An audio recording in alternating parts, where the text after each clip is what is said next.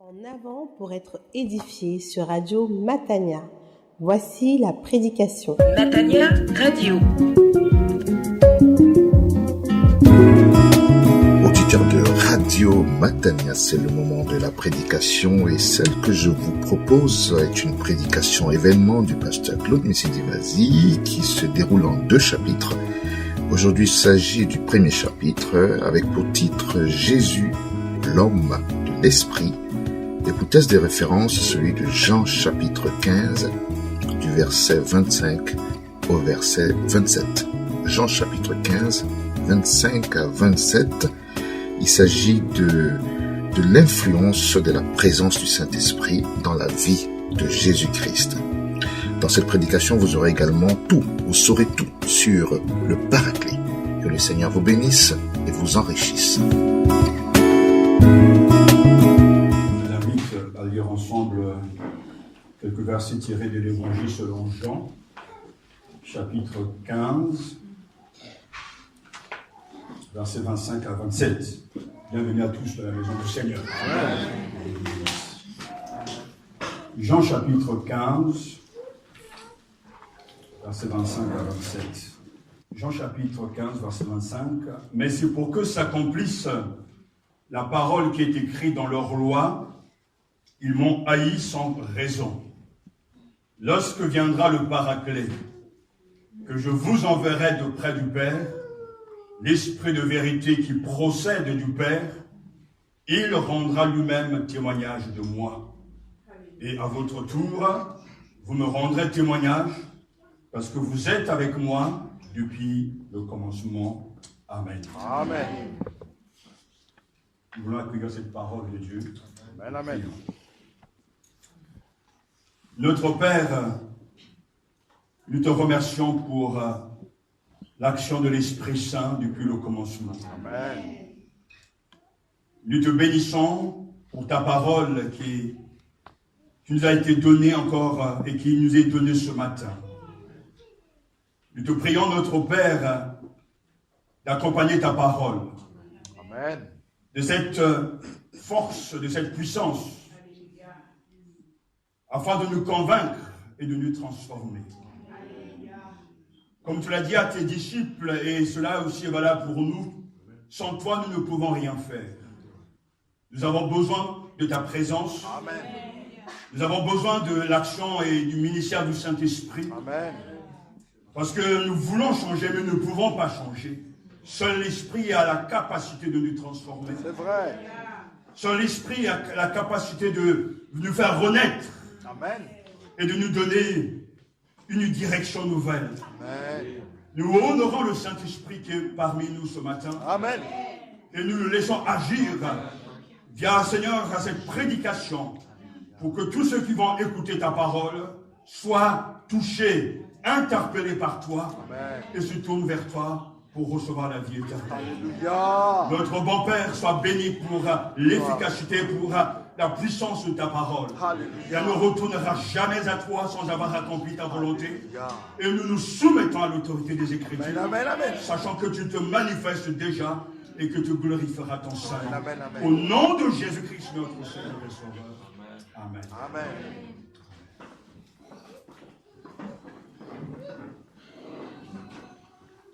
Ce matin, c'est de Jésus dont il est question une fois de plus. Ma joie est grande toujours de parler de lui, parce que mon cœur désire sa présence, comme je le pense aussi que le cœur de tous les croyants désire sa présence. Je m'étais engagé à pouvoir parler de lui, en tout cas de mettre un aspect particulier de son œuvre, de sa personne devant vous. Et par sa grâce, ce matin, c'est ce que nous voulons faire. Amen. Je vous rappelle que ce que j'ai dit est souvent redit, et je redirai encore, que sans la personne du Christ, le christianisme n'est rien. Une gnose, c'est-à-dire une connaissance, une idéologie tout au plus. Ce qu'il faut penser, c'est le Christ. Amen. Ce qu'il faut faire, c'est lui. Amen. Ce qu'il faut croire, c'est lui. Amen. Vivre, c'est vivre de sa vie. Il est tout. Amen. Il résume tout. il ne peut qu'être le centre de toute théologie et le sujet inépuisable de ma méditation, de notre méditation. Amen, amen. Jésus-Christ nous suffit. Non pas Christ plus quelque chose ou Christ ajouté à quelque chose d'autre. Nous devons faire le tour du monde et crier Jésus satisfait pleinement. Amen. Alors, il est bien sûr question de lui. Et le sujet que nous allons aborder ce matin dans les semaines qui vont suivre est un sujet très important, négligé par plusieurs prédicateurs, dont moi y compris, mais qui donnera un sens, un élan, une autre dimension à nos vies, et qui apportera une autre dimension dans notre vie personnelle avec le Seigneur, car il est question de l'influence et de la puissance, de l'omniprésence du Saint-Esprit dans la vie de Jésus-Christ. Nous voulons aspirer à mieux connaître le Seigneur. Et avant d'aller plus loin, je veux commencer par la fin. Car aujourd'hui, si nous regardons l'Église, nos églises, nous ne pouvons pas toujours être fiers. Parce que la qualité de nos vies, la qualité souvent de nos cultes, n'est pas à la hauteur de celui qui nous a sauvés. Et nous cherchons ça et là des explications. On nous parlera tantôt de notre péché, de notre désobéissance, et c'est vrai. On nous parlera de beaucoup de choses et on pourra dire tout ça c'est vrai, c'est dans la Bible, de notre éloignement du Seigneur, du fait que nous sommes devenus rétrogrades, c'est vrai. Mais on oublie l'essentiel, on oublie ce qui est capital, ce que même les disciples d'avant, les apôtres étaient aux mêmes situations que nous.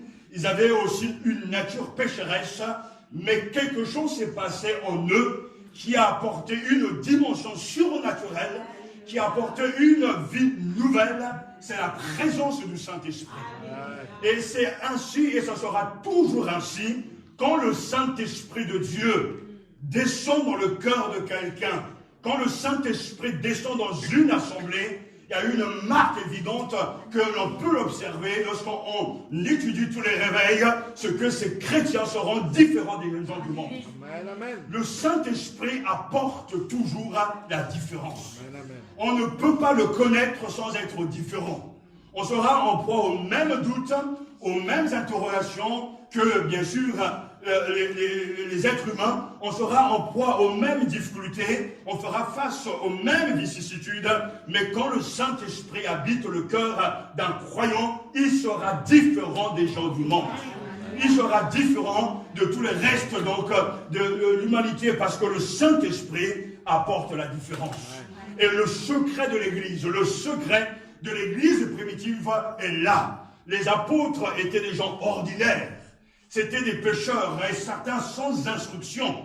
Mais quand le Saint-Esprit est descendu le jour de la Pentecôte, ces hommes ont marqué vers une ère nouvelle, car le Saint-Esprit, l'Esprit de Jésus, apporte la différence. Amen. Ainsi donc, lorsque nous comprenons l'impact et l'effusion de l'Esprit, nous comprenons aujourd'hui que pour devenir chrétien, il faut naître d'en haut. Pour marcher aujourd'hui en nouveauté de vie, il faut recevoir le don du Saint-Esprit. Pour porter du fruit, il faut l'action du Saint-Esprit. Et une église ne peut rayonner que par la présence et l'action du Saint-Esprit.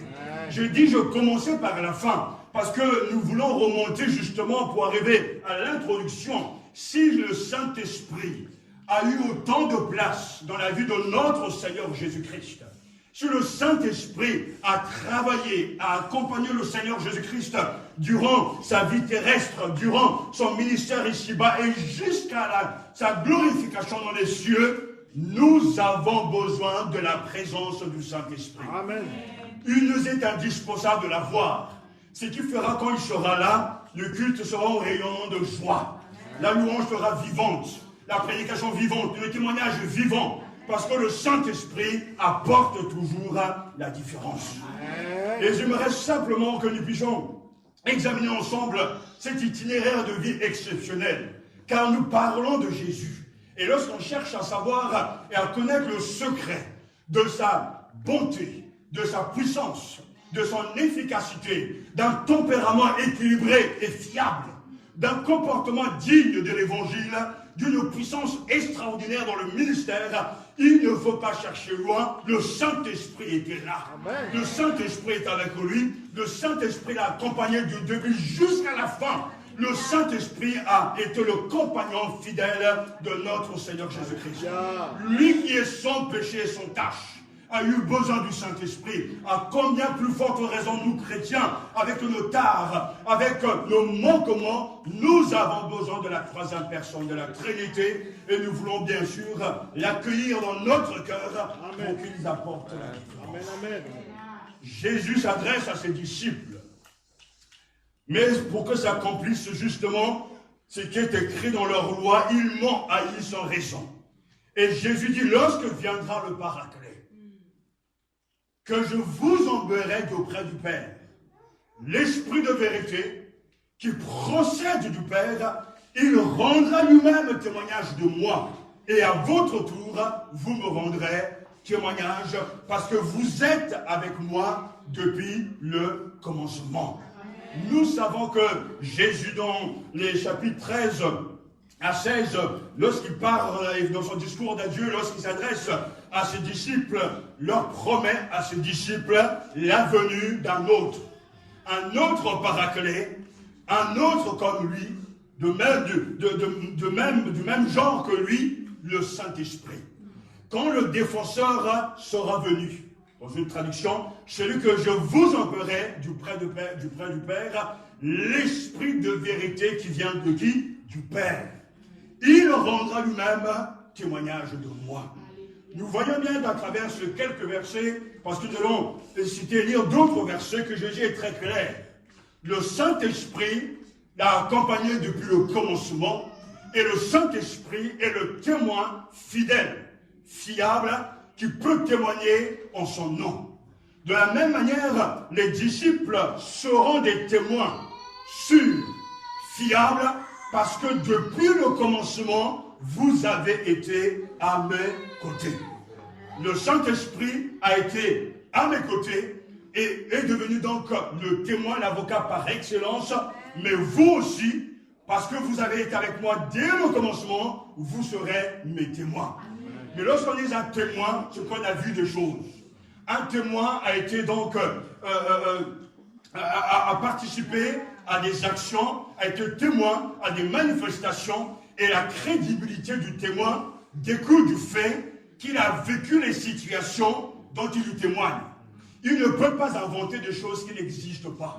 Il ne peut pas dire des choses qu'il n'a pas vues, sinon c'est un menteur. Mais le témoin véritable a été témoin des choses, et quand il parle et dit des choses vraies. Le Saint-Esprit a été le témoin qui a accompagné le Seigneur durant sa vie terrestre. Depuis sa conception jusqu'à sa résurrection, le Saint-Esprit a été le compagnon fidèle de notre Seigneur Jésus-Christ.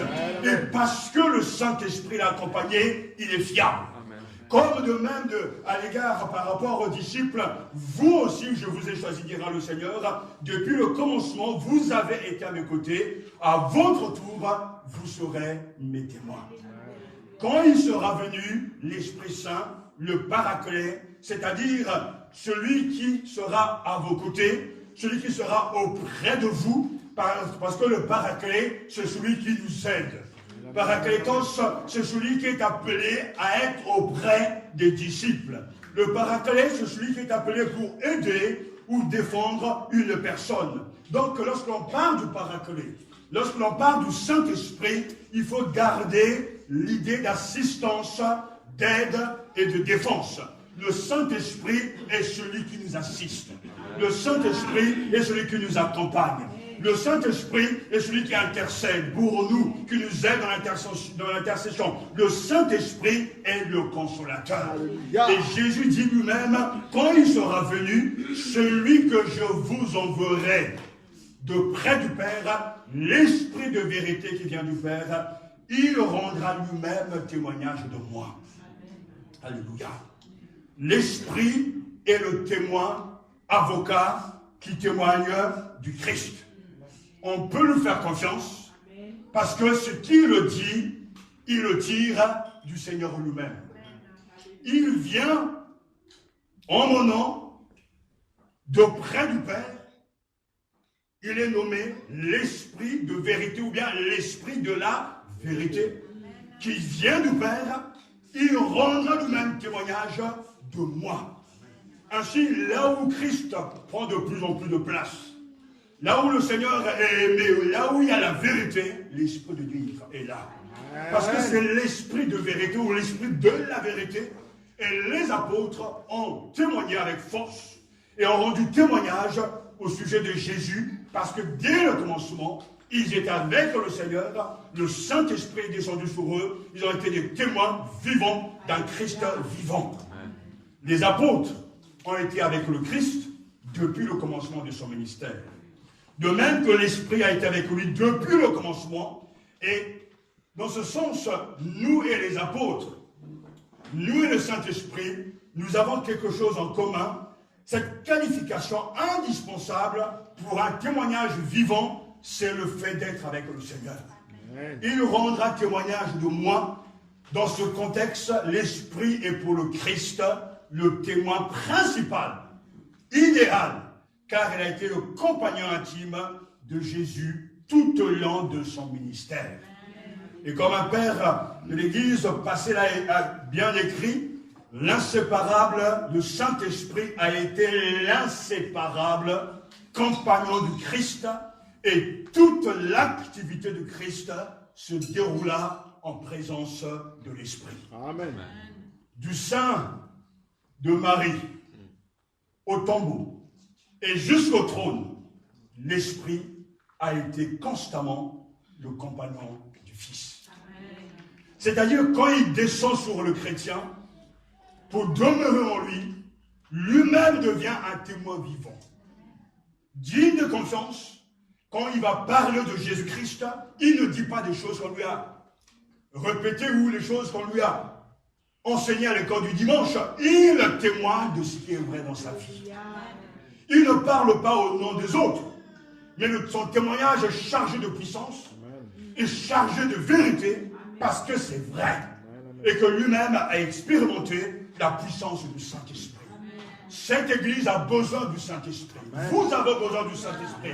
Nous avons besoin du Saint-Esprit. La chrétienté en France a besoin du Saint-Esprit, car c'est lui seul qui apporte la différence.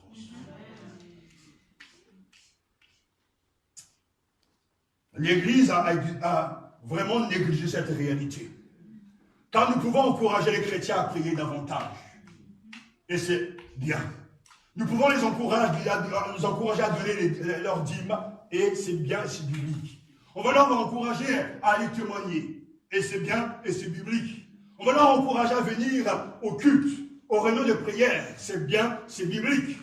Mais pourtant, ce qui est bien peut devenir un fardeau, peut devenir un boulet pour certains, parce qu'on va faire les choses pour les faire, sans que la source d'inspiration, la source de vie soit là, l'Esprit de Dieu qui inspire nos actions, l'Esprit de Dieu qui insouffle en nous une vie nouvelle pour nous permettre d'être et de faire.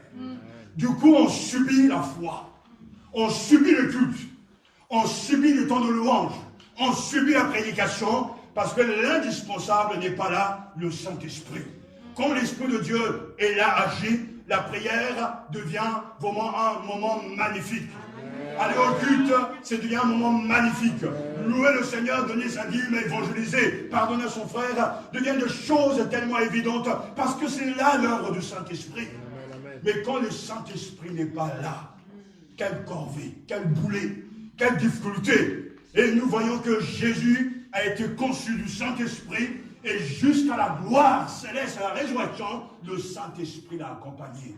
Oh Seigneur, permets que ce matin, permets que ceux qui m'écoutent soient tellement convaincus de cette réalité, que le Saint-Esprit, le compagnon fidèle et indispensable pour une vie meilleure avec toi. Jésus, l'homme de l'Esprit. Dès le départ, c'est déjà annoncé dans l'Ancien Testament.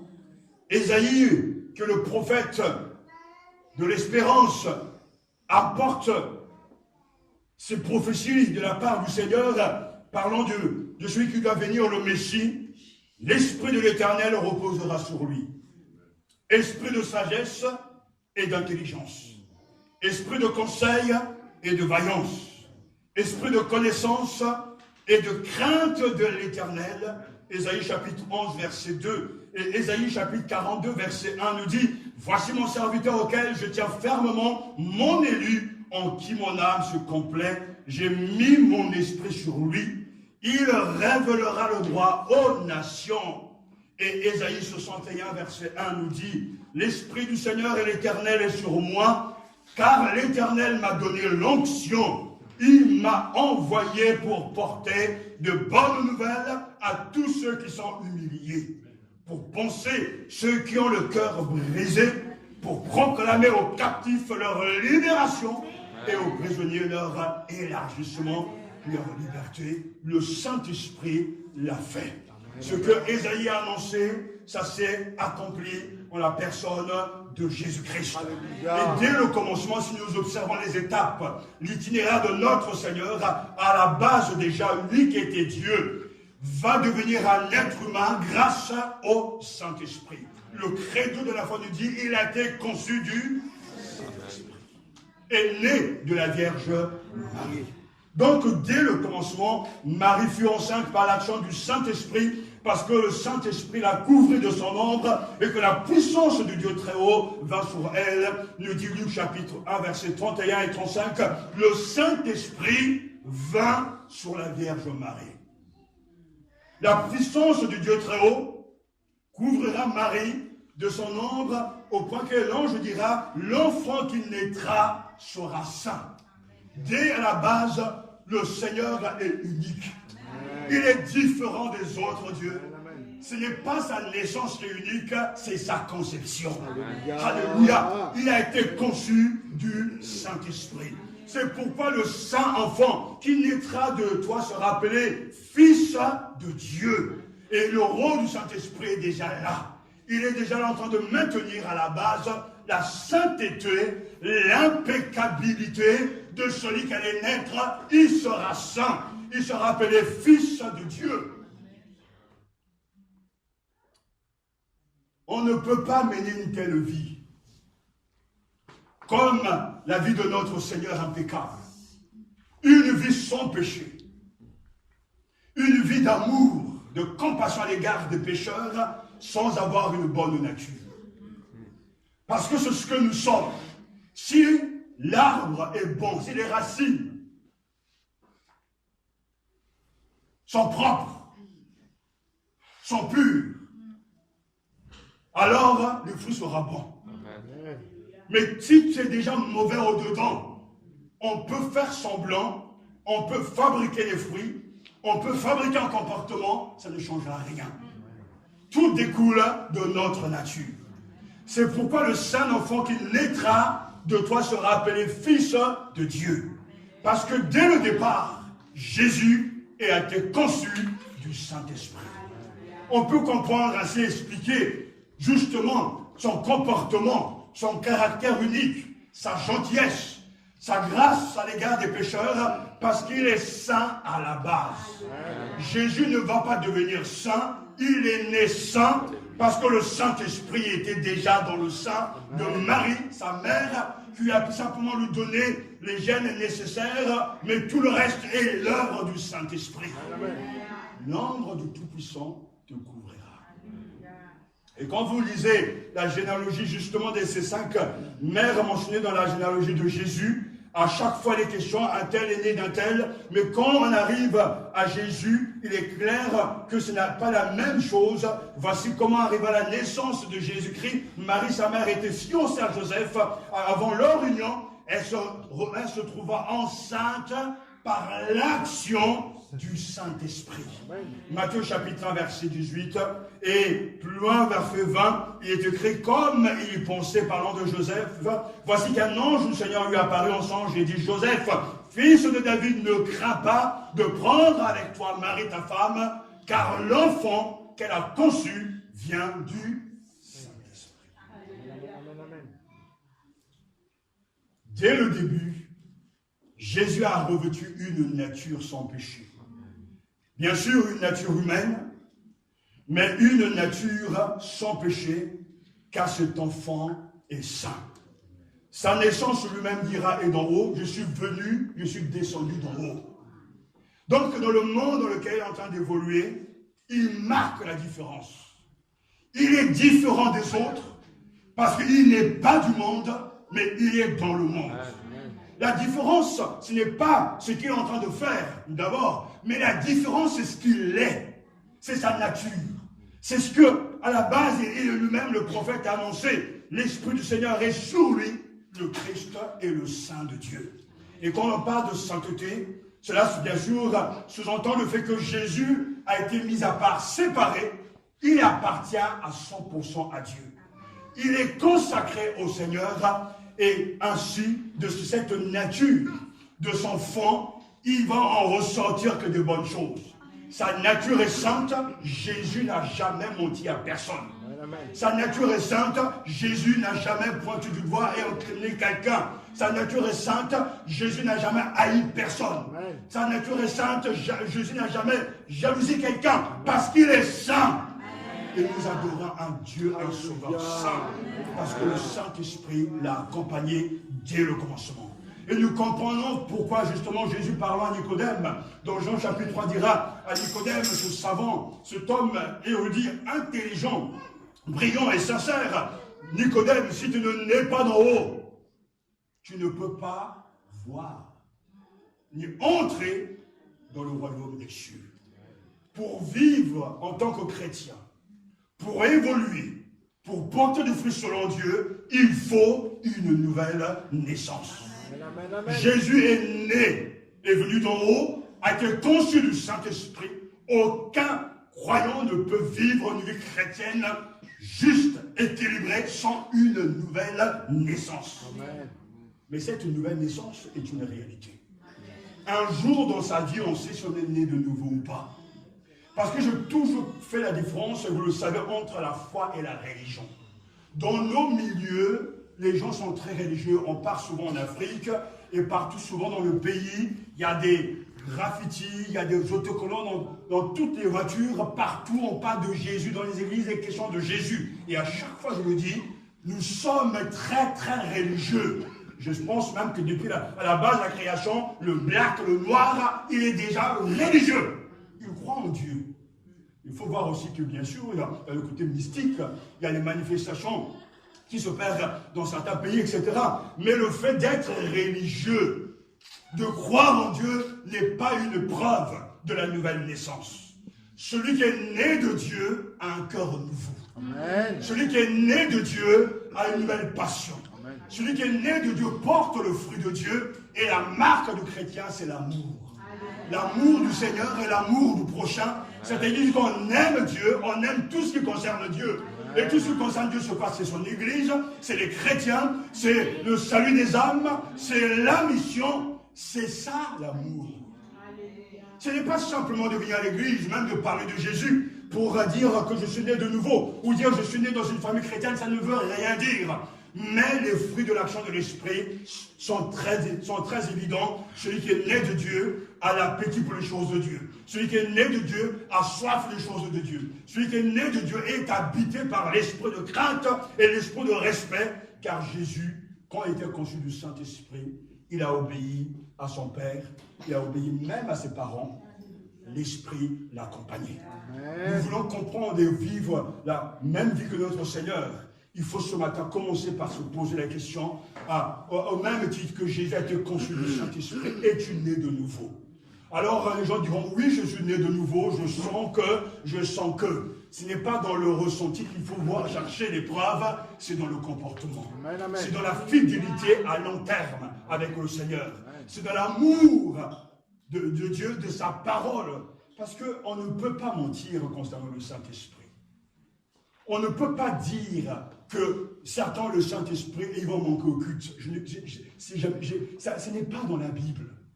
Le zèle de ta maison me dévore. Amen. On ne peut pas dire qu'on aime Jésus et quand il s'agit de le servir, on n'est pas là.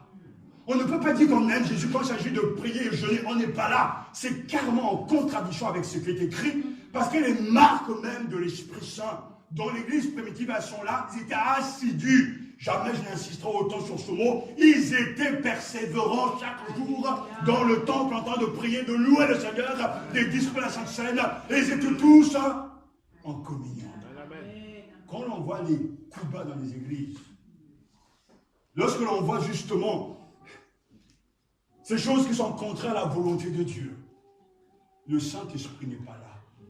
C'est impossible. Je le dis souvent et je le redis encore, je suis né dans un pays où il y a eu le réveil. J'ai vu des choses extraordinaires.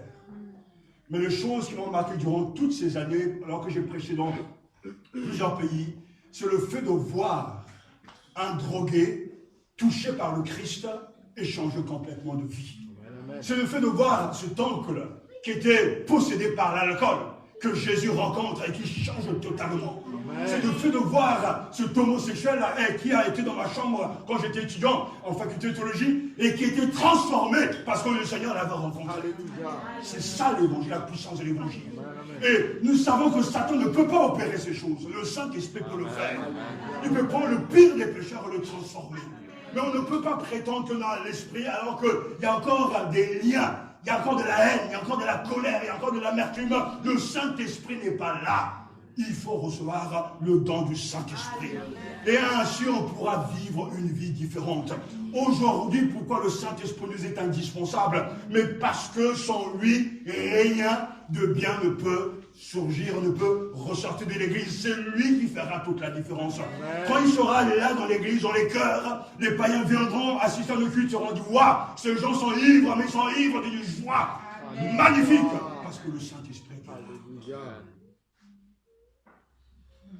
Et je veux vous convaincre ce matin que dès le départ, le Saint-Esprit, dès sa naissance jusqu'après sa mort, soit pendant toute sa carrière ici-bas, le Saint-Esprit a assisté, a été le compagnon fidèle de Jésus-Christ. L'Esprit a été constamment le compagnon du Fils de Dieu. Le Saint-Esprit a été l'inséparable compagnon du Christ et toute l'activité du Christ se déroule en présence de l'Esprit. Tout ce qu'il a été, tout ce qu'il a fait, tout ce qu'il a accompli a été par ou dans la puissance du Saint-Esprit. C'est pourquoi son témoignage est si important, si convaincant et si fiable. Parce que le Saint-Esprit était là. Le Christ a été conçu, il est né et il va grandir. Et même jusqu'au baptême, il est question de la présence du Saint-Esprit. Jésus était rempli de l'Esprit depuis sa conception. Mais pourtant, il va lui aussi s'identifier au baptême de Jean le Baptiste. Et il va s'avancer. La Bible nous dit que, tandis que tout le peuple se faisait baptiser, Jésus fut aussi baptisé. Et pendant qu'il priait, le ciel s'ouvrit. Et nous savons que le Saint-Esprit est descendu sur lui en forme de colombe. Y a-t-il là un non-sens? Non. Il était conçu du Saint-Esprit, mais le Saint-Esprit descend sur lui.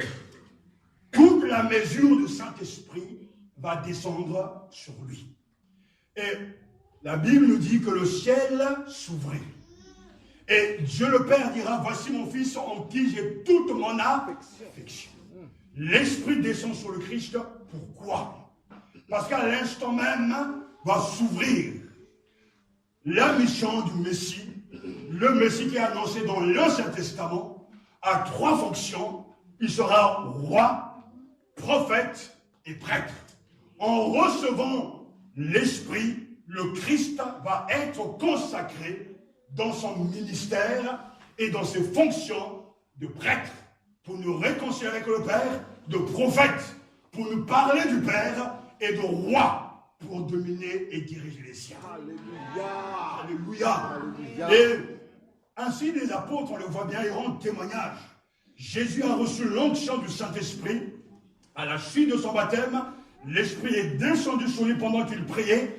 Comment Dieu a oint d'Esprit Saint et de puissance Jésus de Nazareth, qui allait de lieu en lieu en faisant le bien et en guérissant tous ceux qui étaient sous l'oppression du diable, car Dieu était avec lui. Actes chapitre 10, verset 38. Dieu a oint d'Esprit Saint qui? Jésus. L'onction n'est pas quelque chose que l'on fabrique. L'onction, c'est le Saint-Esprit. Et celui qui dit qu'il a l'onction, ça veut dire qu'il est rempli de l'Esprit Saint. Amen. Parce que l'onction, ce n'est pas le fait de faire tomber les gens, de manifester des dons charismatiques, non. L'onction est avant tout une consécration à Dieu, une mise à part pour le Seigneur.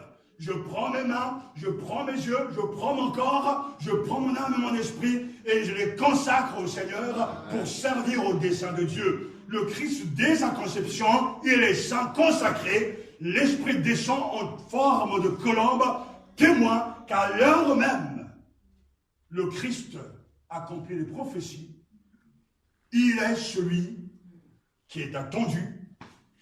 Il sera le prophète par excellence. Il sera le souverain sacrificateur unique. Et il sera le roi de gloire. Alléluia. Mais il apporte un autre règne parce que l'Esprit est sur lui.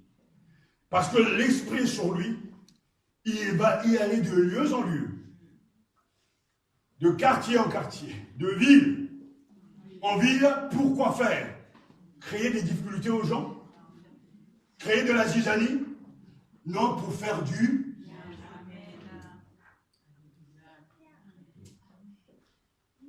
C'est ce que l'Esprit fait. Amen. On ne peut pas avoir l'Esprit et aller de lieu en lieu, de porte en porte, pour aller faire du mal. Mais Jésus est loin de l'Esprit Saint. Et partout où il passe, il fait du bien. Amen. Il voit celui qui est écrasé, il lui tend la main. Il voit celui qui est exclu, il le ramène à la communauté.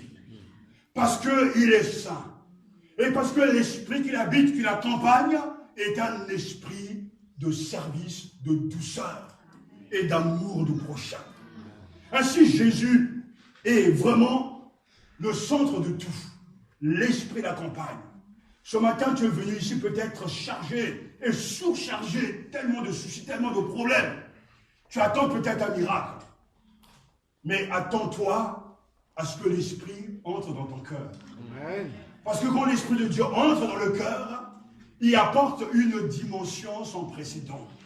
Il apporte le royaume des cieux. Parce que la joie de l'Église, la force de l'Église, alors qu'on a une bande de 12 hommes ordinaires, et plus tard ce sont 10, et les 120 sont là, des gens vraiment, ils sont insignifiants, ils ne sont pas nombreux, mais pourtant celui qui va descendre, le Saint-Esprit, il va faire exploser tout.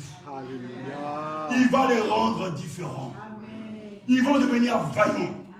Ils vont devenir courageux. Ils vont prendre la parole et ils vont servir Dieu de tout leur cœur. Non pas eux, mais le Saint-Esprit par eux et à travers eux. Il est en train de changer le cours de l'histoire. Le Saint-Esprit est une personne. Le Saint-Esprit est une puissance. Le Saint-Esprit est Dieu. Amen. Et j'ai besoin de lui. L'Église a besoin de lui. C'est le parent, en tout cas de la Trinité, le moins honoré. Mais pourtant, il nous est indispensable. Il y a quelques années, je lisais un article d'un prédicateur américain qui a posé la question, mais pourquoi avons-nous besoin du Saint-Esprit? J'ai cherché la réponse, mais je n'y ai pas trouvé. Mais en réfléchissant année après année, j'ai bien compris que si nous avons besoin de Dieu le Père, le Créateur, le Souverain, et nous avons besoin de l'adorer, de nous approcher de Dieu, de le prier, nous avons besoin de Jésus-Christ, notre Sauveur et notre Seigneur. Pourquoi avons-nous besoin du Saint-Esprit? Mais parce que le Saint-Esprit est indispensable et aussi pour nous, celui qui nous fait du bien au même titre que le Père et le Fils. Amen, amen. Alléluia.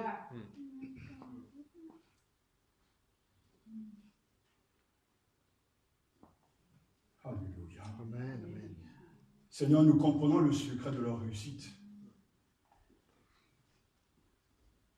Si vous voyez vivre les apôtres, si vous voyez vivre Jésus, allez assister à Jérusalem au culte, quand l'Esprit est descendu. Regardez ce qui se passe.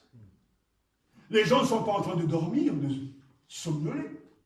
Les gens ne sont pas en train de regarder à droite ni à gauche. Comme tous, ils sont habités par une présence, par une personne, par une puissance. Le culte est puissant. Mais regardez maintenant dans le monde invisible, Satan qui veut rentrer dans ce culte. Mais il va passer où? Par qui? Mais il n'y a pas de porte.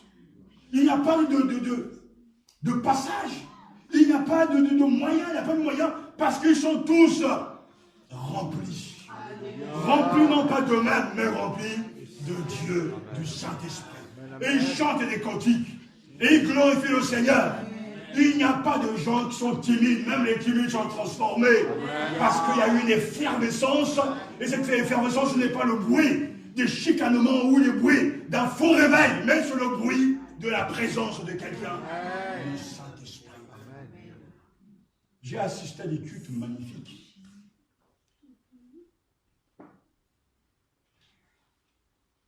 J'étais dans des rassemblements qui pouvaient compter 20 000 personnes. Mais ce n'est pas parce qu'il y a 20 000 personnes et qu'on aura des émotions que c'est le Saint-Esprit. Mais c'est quand le Saint-Esprit pénètre dans ton propre cœur que même au milieu de 20 000 personnes, la tristesse a été chassée par la joie de Dieu. La vie de Dieu coule en toi. Et que soient les difficultés, que soient les circonstances de ta vie, le Saint-Esprit ne va pas les changer, mais toi, il te va te changer. Amen. Tu regardes la vie différemment parce que le Saint-Esprit au-dedans de nous est la force, la puissance, la présence de Jésus qui nous accompagne et qui nous permet de traverser les difficultés. C'est très important ce que je suis en train de vous dire. Amen, amen. Et parce qu'il y a tellement de cas jusqu'à la fin, mais nous allons aller un peu plus loin. L'Esprit de Saint descend sur le Christ. Il est rempli du Saint-Esprit. C'est-à-dire, en lui habite toute la plénitude de Dieu. Qu'est-ce que l'Esprit fait? La première chose, après le baptême, il va le conduire vers où? Dans le désert. Pour faire quoi? Pour y aller planter une tente? Pour prendre des vacances? Jésus est conduit dans le désert pour y être tenté par qui? Par le diable. Wow! Pasteur, mais avec le Saint-Esprit, on peut parler à quel endroit? C'est bien l'Esprit Saint qui conduit le Seigneur Jésus. L'Esprit Saint conduisit Jésus dans le désert pour qu'il soit tenté par le diable. Nous dit Matthieu chapitre 4, verset 1. Mais le texte est beaucoup plus fort. C'est là où le grec nous montre la puissance de persuasion, parce que dans le même récit, dans l'évangile selon Marc, l'Esprit, on le traduit ainsi, l'Esprit poussa. Donc, était ballon, c'est-à-dire faire sortir et le jeter. L'Esprit pousse Jésus dans le désert. Ce n'est pas, il fait dire, est-ce que tu vas y aller s'il te plaît? On demanda la permission, veux-tu aller dans le désert? Non. L'Esprit pousse Jésus dans le désert pour y être tenté par le diable. Cet épisode est remarquable. Parce que pousser exprime l'énergie. Et la puissance de l'Esprit qui est le Seigneur, qui fait avancer le royaume de Dieu, c'est cette même puissance qui va le pousser dans le désert. Un endroit où vous et moi, on n'ira pas. Il arrive, entre parenthèses, que quand Dieu conduit quelqu'un, un homme de Dieu, une femme de Dieu, qui a l'esprit, deux fois il arrive à prendre des sentiers que les gens ne comprennent pas, qu'ils n'arrivent pas à comprendre. Parce que l'esprit ne nous fait pas faire ce que l'on veut. Et des fois, il y a des gens qui sont en train de critiquer, en train de juger, mais qu'est-ce qu'il fait, où il va, mais il délire ou quoi, lui? Parce qu'on se dit, avec l'Esprit Saint, mais on n'ira pas dans le désert. Non, tu rentres dans la ville et tu prêches. C'est la logique humaine. Mais l'Esprit pousse Jésus dans le désert pour y être tenté. Le diable arrive, 40 jours de tentation, de lutte. Et c'est très important de savoir que Dieu nous fait cheminer, nous fait passer par des chemins que nous ne soupçonnons pas. Et c'est pour cela que quand on a l'Esprit Saint, la première chose qu'il faut absolument accepter, c'est de nous soumettre au Seigneur et de nous consacrer de vie, parce qu'il nous veut faire des détours, des chemins que nous avons du mal à saisir. Mais ses voies ne sont pas nos voies. Amen, amen. Et ses pensées ne sont pas nos pensées. Amen, amen. Tout ce qu'il fait est juste et sage. Amen. Aujourd'hui, on ne le comprend pas, mais un jour viendra où on comprendra tout. Mais l'Esprit le conduit dans le désert. Et dans le désert, on fait très bien ce qui se passe. Satan vient tenter le Seigneur. Mais qu'est-ce qui est en train de se jouer dans le désert? Un remake. Ce qui s'est passé en Éden, dans le jardin d'Éden, est en train de se rejouer.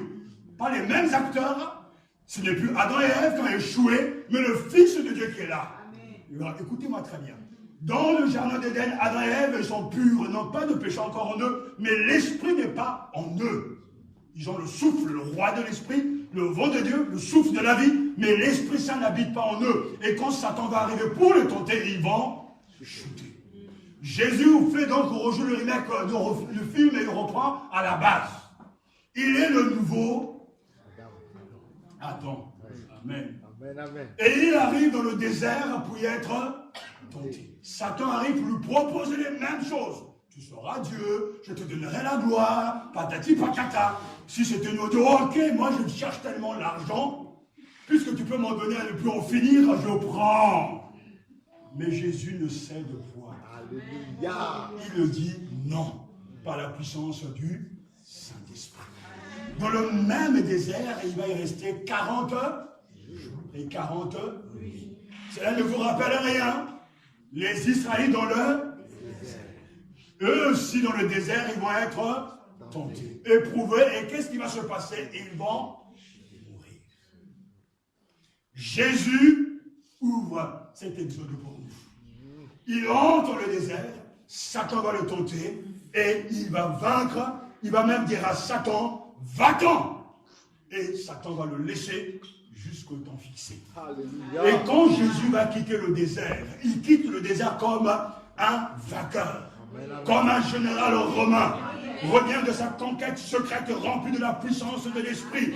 La Bible nous dit, alléluia, Jésus retourna en Galilée avec la puissance de l'Esprit et sa renommée se répandit dans toute la région. Alléluia. Oh, c'est fort. Amen, amen. Mais qui est derrière le Saint-Esprit? Nous aussi, nous serons éprouvés. Mais avec l'Esprit Saint, on peut dire non.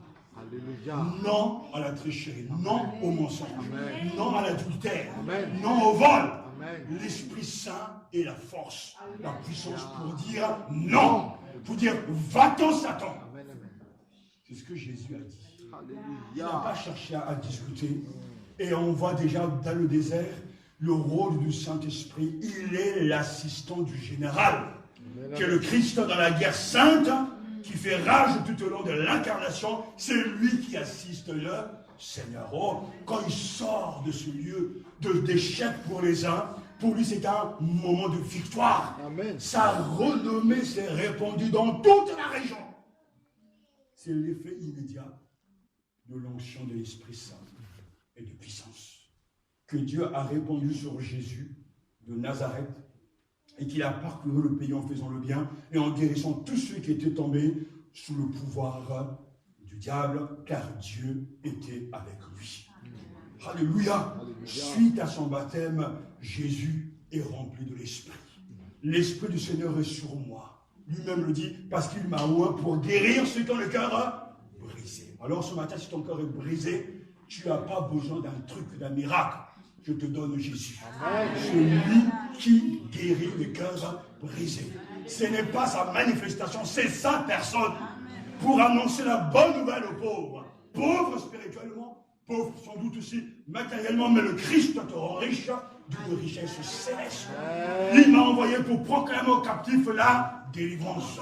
Esclave du péché, esclave de la peur, de la mort, esclave de manquer de nécessaire. Oh, ce démon, j'en parlerai un jour, la peur. Jésus délivre. Amen. Amen. La peur du lendemain. Jésus délivre les captifs. La peur des sorciers et des sorcières. Jésus délivre les captifs. Amen. Et parce que l'Esprit du Seigneur est sur lui, et aux aveugles le recouvrement de la vue. Pour envoyer libre les opprimés, pour proclamer une année de grâce du Seigneur, parce que l'Esprit de Dieu est sur lui. Son témoignage est digne de foi, fiable, efficace, parce que c'est l'Esprit de vérité, l'Esprit de la vérité. C'est la conséquence de la plénitude du Saint-Esprit. Oh, alléluia. Et même quand il sera calomnié, même quand il sera rejeté, le Christ est rempli de l'Esprit. L'onction va changer beaucoup de choses dans sa vie. L'Esprit apporte une autre dimension. C'est bien d'entendre des prédications, mais quand ces prédications sont habitées par l'Esprit, c'est magnifique. Amen. Sur la lettre, elle est morte. Et on meurt avec la lettre. Mais l'Esprit vivifie. Amen. Mais écoutez le maître, le coach par excellence, le Christ. Écoutez l'enseignant par excellence, le Christ. Lui qui a été sans une grande instruction, qui a simplement observé la vie de tous les jours. Quand il parlait, la Bible nous dit, on était frappé de son enseignement, car il parlait avec autorité. Alléluia. L'autorité, ce n'est pas de « Oh non !» c'est pas ça. L'autorité, c'est la marque de Dieu. Amen. C'est-à-dire que Jésus est l'autorité, et lui-même, ce qu'il dit, a autorité. C'est-à-dire, quand Jésus dit « quitte là, sois guéri », ça se passe. Nous sommes des sous-pasteurs, des fois il faut dire 10 fois « quitte là », ça va se passer. Mais Jésus, lui, n'a pas besoin parce que c'est lui l'autorité. Alléluia. Rappelez-vous cette image. Lorsqu'on parle de l'autorité, souvenez-vous toujours que le policier, même s'il est chétif, et qu'il mesure même 1,20 m, on va exagérer. Lorsqu'il porte sa tenue, et qu'il se place devant vous, et qu'il lève simplement la main en sifflant, que tu sois docteur, que tu sois ingénieur, pilote, tout ce que tu veux, tu t'arrêtes. Parce que rien que l'uniforme représente l'autorité. Et il y a des fois des policiers qui exagèrent et qui usent leur autorité. Parce que dès qu'on voit l'uniforme, on dit « Ah, ça, c'est le gouvernement qui est derrière. » Et vous savez qu'aujourd'hui, quand on touche un policier, la peine, elle est grave, elle est lourde. Parce que c'est le serment de l'autorité. Mais est-ce que ça vient des hommes? Non, ça vient même de Dieu. Parce que c'est Dieu qui a institué l'autorité. Et dans une nation où il n'y a pas d'autorité, c'est le chaos. C'est l'anarchie. Et ce monde-là, cette nation, c'est en fait le royaume des ténèbres. Parce que dans les ténèbres, chez Satan, il n'y a pas de hiérarchie, rien, il n'y a pas de respect de personne. Tu es plus fort, tu tapes l'autre. Mais dans la nation que Dieu dirige, il y a toujours l'autorité. Et je disais, avec les événements qui se passent dans certains de nos pays, je disais à quelqu'un, vaut mieux un semblant d'autorité avec le calme que la guerre civile. Parce qu'on y perd toujours. Vaut mieux un dictateur, mais qui permet, et qui va accorder, justement, permettre qu'il y ait la sérénité dans le pays, que la guerre, parce que tout le monde y perdra toujours. La guerre, c'est une mauvaise chose. Vaut même négocier avec le pire des criminels pour avoir la paix que de ne pas négocier. Parce que c'est important d'être en paix. Amen, amen. Ça ne veut pas dire qu'on est pour le mal, pour le criminel, mais on veut sauver des vies. Parce que la vie, elle est là. Et dans le monde de Satan, il n'y a pas de paix. Ce n'est que la guerre. Et c'est pour ça que Dieu, le départ, nous montre que l'autorité, c'est lui. Il a autorité sur toutes choses. Et quand le policier lève la main, simplement, quelle que soit notre condition, notre statut, il a le pouvoir de nous arrêter. Il a le pouvoir de nous contrôler. Nous allons, il y a quelques jours, j'ai accompagné ma femme à un endroit, il y avait un policier. Et souvent, les gens, quand ils voient le policier devant, ils changent de fil. Même pourtant, ils n'ont rien à se reprocher. Mais c'est plus fort que l'homme. Parce qu'on s'est dit, il va trouver quelque chose. Tu es en règle, tu as tes papiers, rien que l'uniforme. Ah, il regarde ailleurs, il est place. Et on sait très bien qu'un policier très psychologue, il va regarder celui qui regarde à gauche, alors il va regarder ça. Il est en train de se vendre lui-même. Je prends le temps de vous expliquer que quand Christ dit à l'autorité, il a le pouvoir de dire stop. Amen. Dans les tempêtes que nous traversons, il dit tais-toi. Vent, calme-toi. Tempête, arrête-toi. Parce qu'il est revêtu de l'onction. Il est l'autorité. Et nous bénissons Dieu parce que oui, quand il parle, sa parole porte la vie. Amen. Tous se sont sidérés. Jamais homme n'a parlé comme cet homme. Mais ce qui est bizarre, et pourtant c'est dans la Bible, certains ne l'écoutent pas. Certains vont dire, mais cet homme est possédé de démons. Mais d'où vient cet enseignement? Mais qui est-il, le fils de Joseph?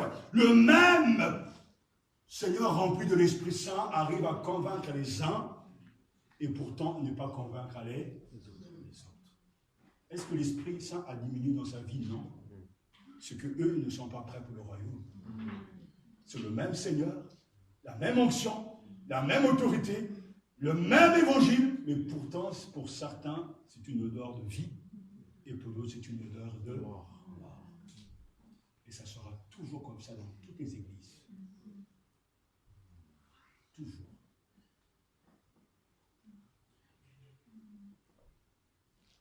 Sa parole a le pouvoir d'exorciser et de libérer. Amen. Rempli du Saint-Esprit, Luc chapitre 4 nous le dit très clairement, il se trouvait dans la synagogue un homme qui avait un esprit de démon impur et qui s'écria d'une voix forte: Hé, que nous veux-tu, Jésus de Nazareth? Tu es venu nous perdre. Je sais qui tu es, le Saint de Dieu, mais comment le sais-il? Mais l'esprit de démon vit dans le monde spirituel. Je sais que tu es le Saint de Dieu, mais est-ce qu'on n'a pas entendu tout à l'heure? Mais cet enfant qui naîtra sera saint. Parce que c'est le Fils de Dieu. Jésus le menaça en disant: tais-toi et sors de cet homme. Le démon projeta celui-ci au milieu de l'assemblée, sortit de lui, sans lui faire aucun mal. Tous furent saisis de stupeur et se disaient les uns aux autres: mais quelle est cette parole? Il commande avec autorité et puissance aux esprits impurs et ils sortent. Et sa renommée se répandait dans toute la région.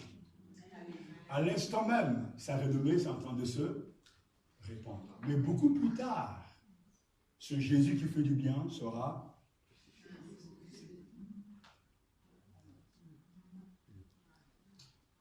ligoté pour être crucifié. Et entre-temps, Jésus n'a pas perdu un peu de son onction, non, il est toujours le même. Ah, rien n'échappe à son autorité. Les prodiges qu'il réalise sont accomplis par la puissance du Saint-Esprit. Mais l'Esprit du Seigneur est sur moi et il dit quelque chose de très fort qu'il faut absolument garder ce matin, qu'il faut repartir avec. Mais si c'est par l'Esprit de Dieu que moi, je chasse les démons, le royaume de Dieu est donc parvenu jusqu'à vous. Il dit bien, mais si c'est par l'Esprit de Dieu que je chasse les démons, le royaume de Dieu est déjà arrivé jusqu'à vous. Ça n'a rien à voir avec les délivrances, les faux prophètes, les faux pasteurs que l'on voit aujourd'hui qui, pour délivrer quelqu'un, vont exiger de l'argent, vont exiger des accessoires, des huiles, des draps, ou je ne sais pas quoi d'autre pour libérer la personne. Jésus n'utilise pas des choses accessoires. Sa parole est une parole d'autorité. Et il n'est pas là en train de pousser les gens, en train de poser les mains. Sors, sors, oh non, sors, sors, 7 fois, sors. Et des fois, je m'imagine cette scène dans ma tête, je dis, mais là, le démon doit dire, ouais, tu prends pour qui, là? Et les gens sont en train de crier, sors, ah, sors. Et une fois l'assistant de délivrance, je crois que la personne est repartie plus malade. Convenant parce que les gens criaient, on crie dans ses oreilles. Et des fois, la personne, pour sortir de ces cas, cette personne pour sortir de ces cas difficiles, a dû faire semblant. Ah! Mais en fait, c'était juste pour partir.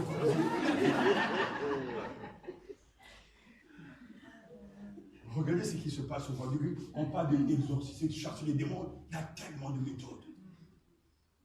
On parle avec des gens la semaine, dit voilà, dans notre église, pour avoir la bénédiction, pour une délivrance, il faut amener 1000 €, ceci. Donc, selon l'argent que tu vas donner, il y aura le degré de puissance. On vend l'évangile. Et ce qui est très étonnant, c'est que ces églises, entre guillemets, ces fausses églises, sont pleines à craquer. Vous savez pourquoi? Parce que l'homme est tellement malheureux qu'il sera prêt à tout pour étancher sa soif.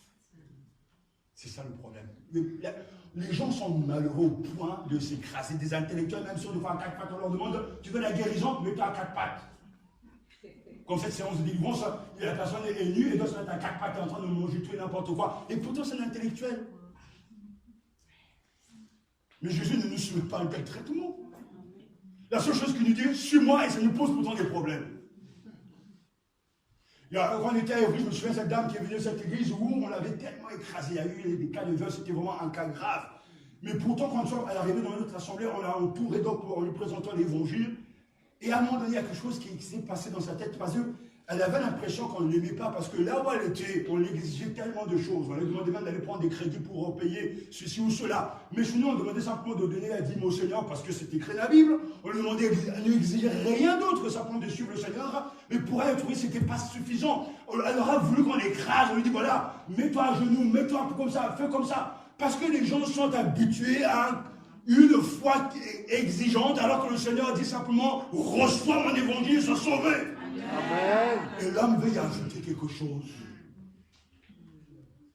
Et quand on ne trouve pas ces mêmes exigences, il dit, il y a un problème dans cette église, on ne demande pas autant qu'il a ajouté.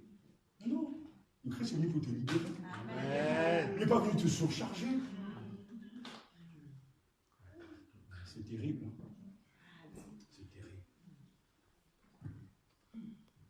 Et à un moment donné, comme voyons que la prière ne suffisait pas pour elle, elle veut retourner dans son royaume.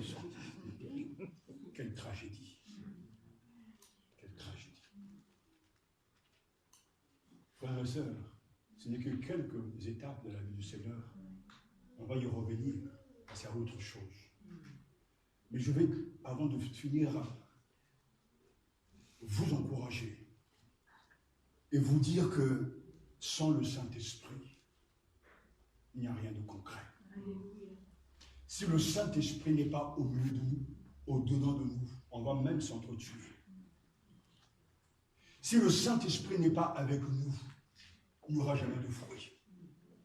Le Saint-Esprit est au commencement, pendant et après dans la vie du chrétien.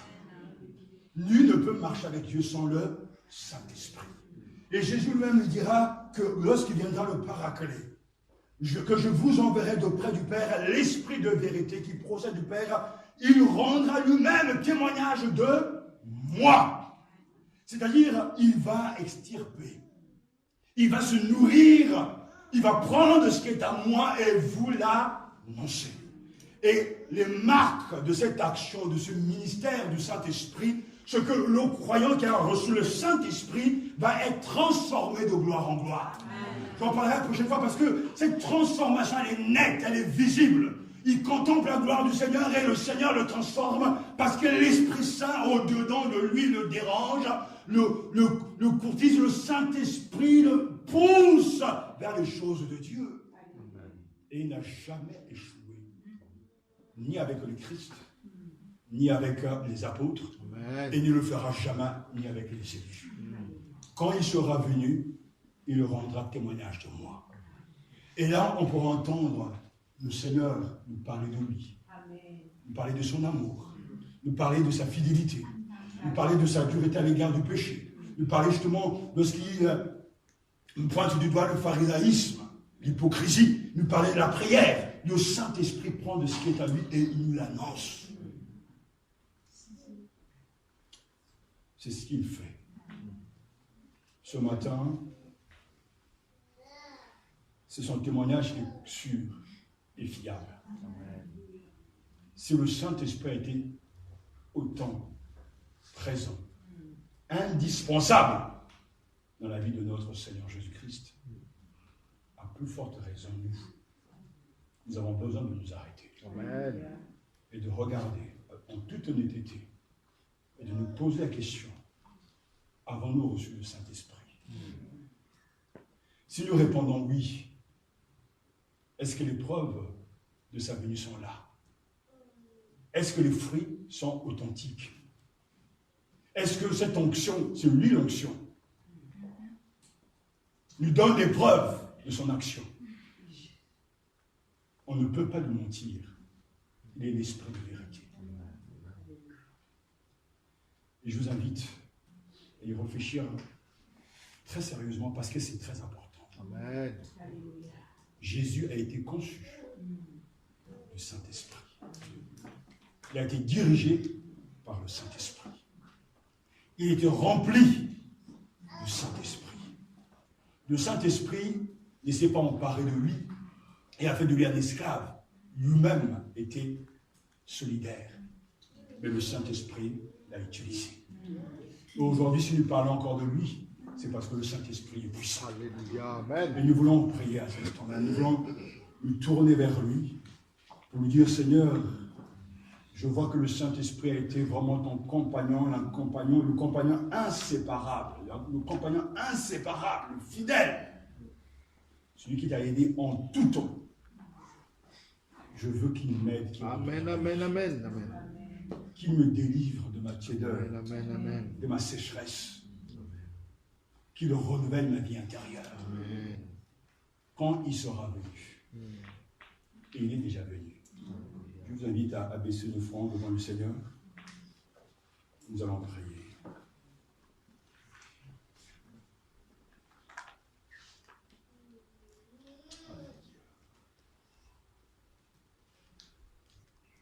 Jésus a été glorifié. Il a répandu son esprit dans l'Église. Alléluia.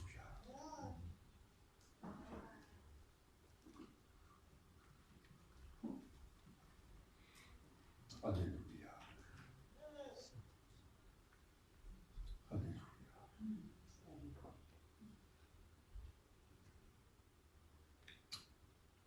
Saint-Esprit, toi qui as été constamment avec Jésus, du début jusqu'à la fin de son passage sur la terre, c'est vrai, à combien plus forte raison nous avons besoin de toi, Saint-Esprit. Nous voyons des effets parfois, mais nous voulons vraiment déborder. Nous voulons être remplis jusqu'à déborder, mon Dieu, pour être ses témoins. Toi, Jésus, tu as été le témoin parfait lors de ton passage sur terre, alors nous voulons aussi être tes témoins, mais sans être remplis, sans cette plénitude du Saint-Esprit, nous ne ferons que des œuvres charmantes, mon Dieu. Et nous ne te plairons pas. Alors, vraiment, visite-nous en puissance, Saint-Esprit. Réveille chacun, mon Dieu. Pose ta main bénissante, Papa, sur cette église et déverse ton esprit en puissance. Que ta rivière coule, mon Dieu, dans chacune de nos vies. Amen. Rivière de vérité, mon Dieu. Amen, amen. Rivière d'amour pour toi, d'amour pour notre prochain. Fais cette œuvre en profondeur et qu'il y ait un changement de caractère, de mentalité. Fais-le pour ta gloire seule, Seigneur. Fais-le, mon Dieu. Nous attendons à toi et nous savons que tu agis déjà, puisque tu as envoyé ta parole. Elle ne retournera pas à toi sans avoir produit vraiment ta volonté, sans avoir produit les effets que toi tu désires, mon Dieu, dans nos vies. Alors, interviens, mon Dieu, en puissance. Merci parce que tu le fais déjà.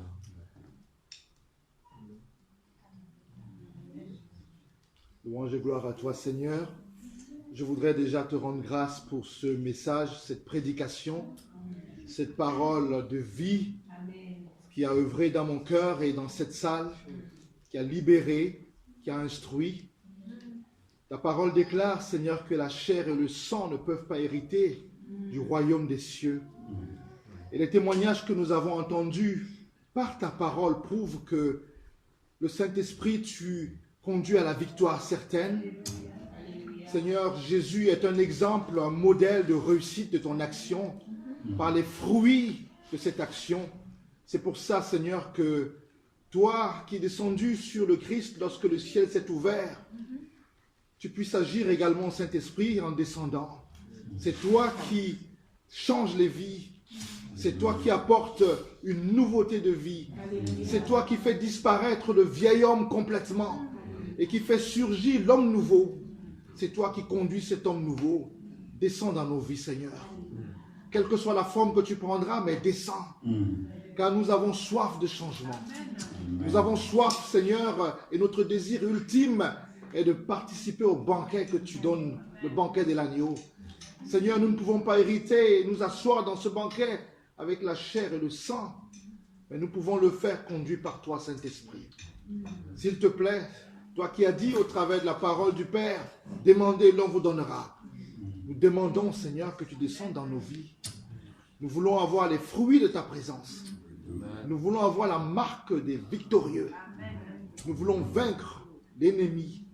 Nous voulons et pouvons dire non au diable devant toutes ces sollicitations.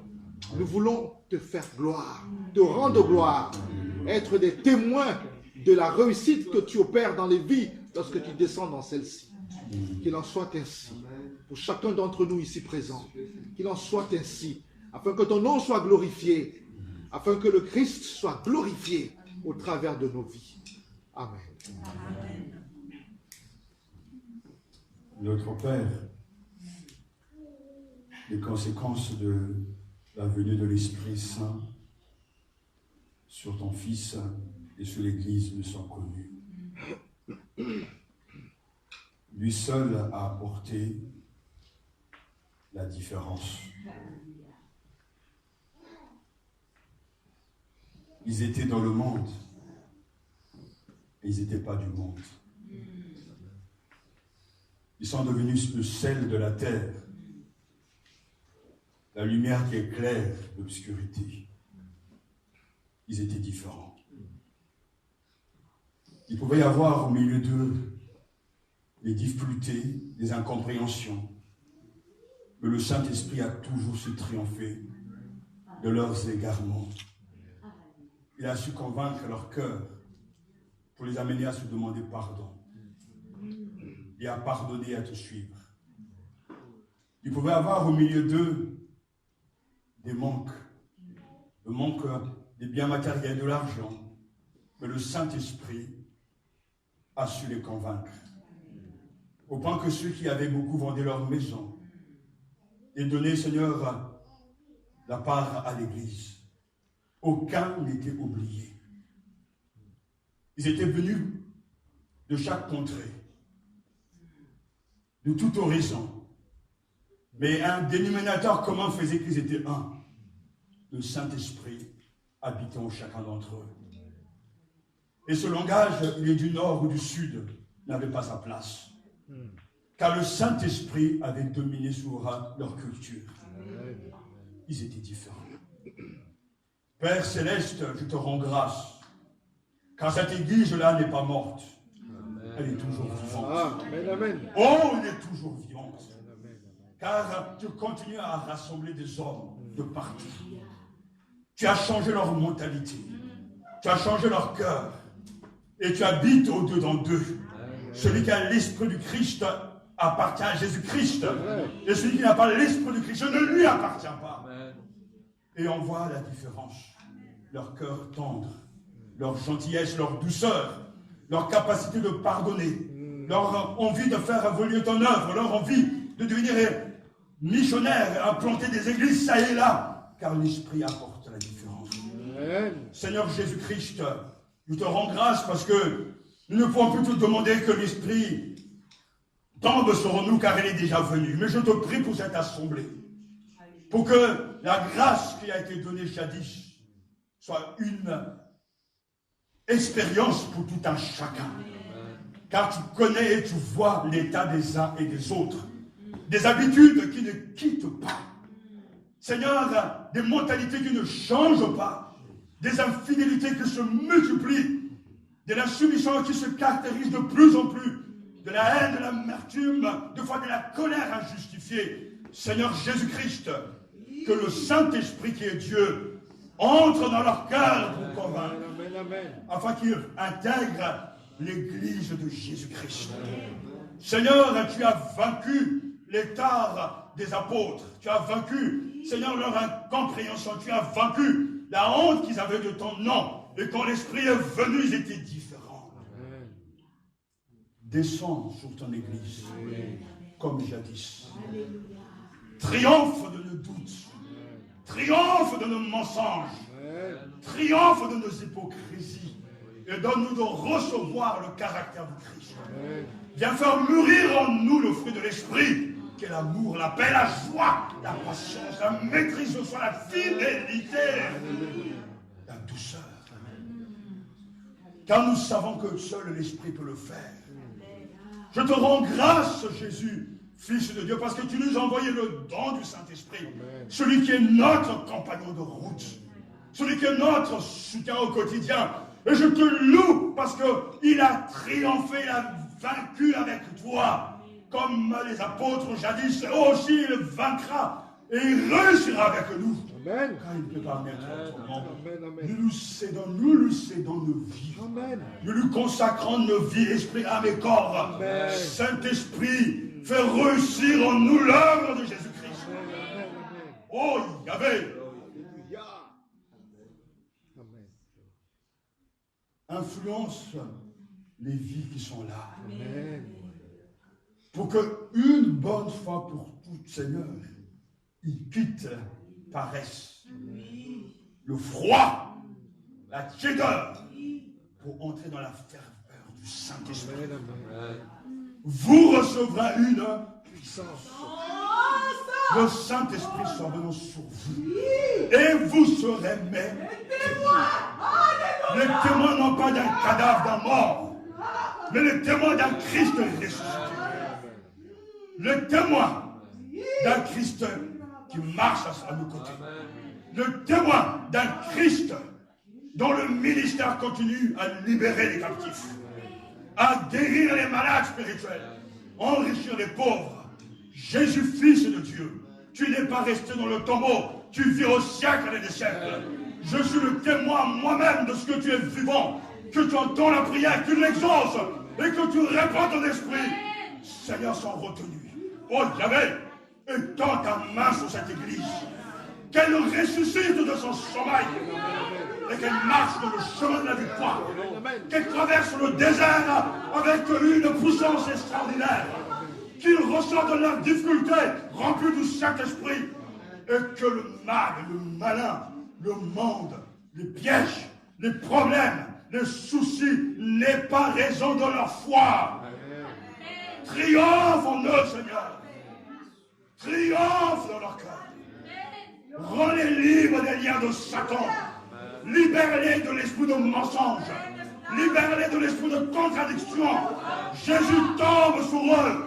Jésus descend en eux maintenant. Et donne gloire à toi. Glorifie ton nom. Saint-Esprit, tu es là comme l'applicateur. L'applicateur de l'œuvre de Jésus-Christ. Il prendra de ce qui est à moi et vous l'annoncera. Il prendra de ce qui est à toi et il va vous l'annoncer. Jésus, oh Saint-Esprit, tu es Seigneur. Fais-le dans leur cœur. Et qu'il soit différent. Qu'il ne fût plus la vérité. Qu'il ne fût plus la prédication. Qu'il ne fût plus l'assemblée. Qu'il ne fût plus les réunions de prière. Qu'il ne fût plus les rencontres autour de la Bible. Qu'il ne fût plus les dîmes, les offrandes. Qu'il ne fût plus le temps d'évangélisation. Qu'ils soient soumis à toi, Seigneur. Brise-leur tes commandes. Brise-leur endurcissement. Et donne-leur des cœurs malléables. Un esprit doux. Un esprit soumis à toi, Seigneur. Un esprit qui aime ta parole. Car là où est l'Esprit du Seigneur, alléluia, là est la liberté. Oh, Yahvé, là est la liberté.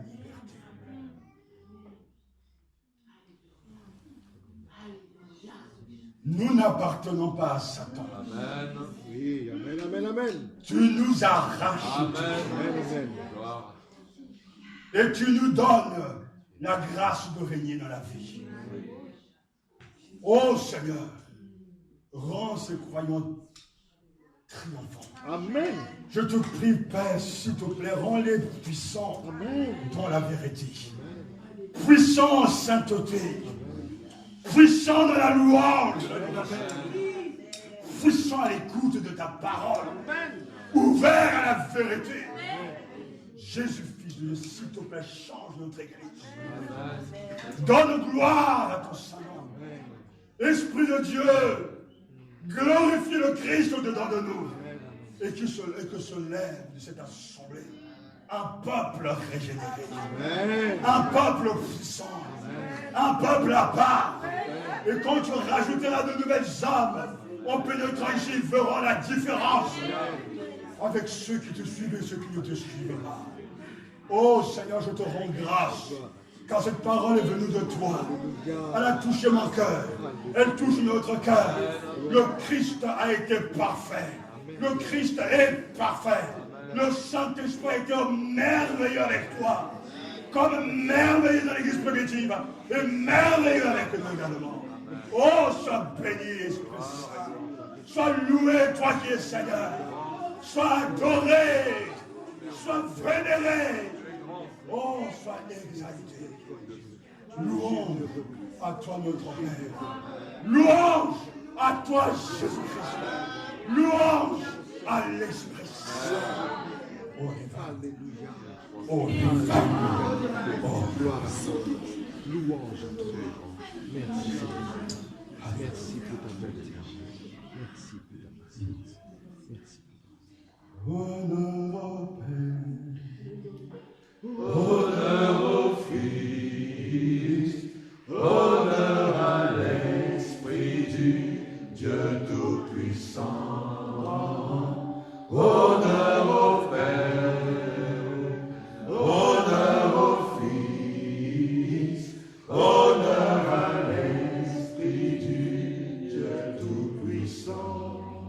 Honneur au Père, honneur au Fils, honneur à l'Esprit du Dieu Tout-Puissant. Honneur au Père, honneur au Fils, honneur à l'Esprit du Dieu Tout-Puissant.